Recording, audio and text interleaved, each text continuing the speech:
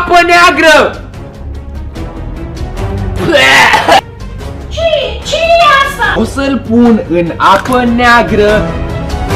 Am văzut cea mai adabracadabrantă chestie. O apă care ar putea avea culoarea neagră.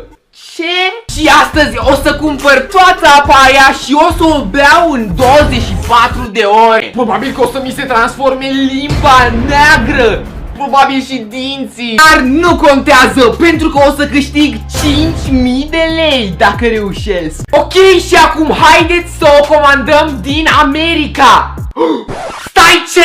Nu pot să cred, credeam că va trebui să o comand din America. Dar de fapt apa asta există la un magazin din România. Și se întâmplă ca acel magazin să fie chiar într-un oraș de lângă mine. Eu beau foarte multă apă pe zi, cam 4 litri. Dacă fac salo și 5 litri. Ce miros cârbos are! Miroase ca un fel de Coca-Cola, dar aici scrie că este apă. Asta nu are niciun sens. O să o fac. Apă neagră și...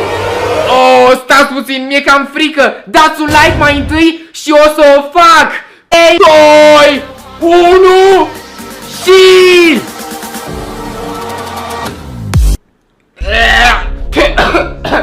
Ce? Trebuie să mai fac o dată.